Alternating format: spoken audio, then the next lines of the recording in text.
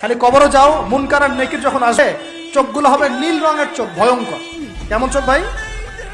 নীল রঙের ভয়ঙ্কর চোখ। আমি বলি একটা হাদিস, কোন একজন নবী আল্লাহকে বলেছিলেন যে আল্লাহ, আমি মারা যাওয়া কোনো মানুষকে দেখতে চাই, সে কেমন আছে। এটা শোনেন ভালো করে হাদিসটা। মারা যাওয়া কোনো মানুষকে আমি দেখতে চাই, সে কেমন আছে। আল্লাহ পাক সেই নবীর আরজি কবুল করলেন, বললেন আচ্ছা ঠিক আছে দেখাচ্ছি। কবরের সামনে গিয়ে দাঁড়ালেন।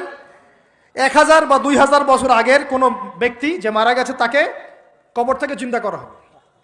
নবী দেখছেন এবং সে ভয় থরথর করে কাঁপছে, এখনো ভয় থরথর করে কাঁপছে। নবীজি, আমাদের নবী নন, অন্য কোনো নবী তিনি, সেই নবী বলছেন যে তুমি ভয় কাঁপছো কেন? তুমি কত বছর আগে ইন্তেকাল করেছো, কি তোমার হালচাল বলো আমাকে। সেই ব্যক্তি বলছে আমি আজকে থেকে 1000 বা 1500 বছর আগে মারা গেছে। আমি ভয়ে কাঁপছি। যখন আমি মারা যাচ্ছিলাম, মালাকুল মউত যে আকৃতি নিয়ে আমার সামনে এসেছিল, ওই আকৃতি আমি এখনো ভুলতে পারি না, তাই দেখে আমি থরথর করে কাঁপছি।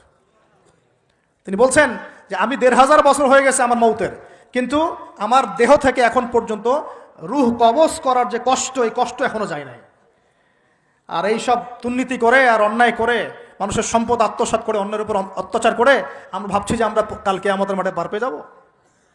খালি কবরে যাও, তারপর বুঝবো। আল্লাহ রাব্বুল আলামিন আমাদের সবাইকে হৃদয়ের চোখটা খোলার তৌফিক দান করুন।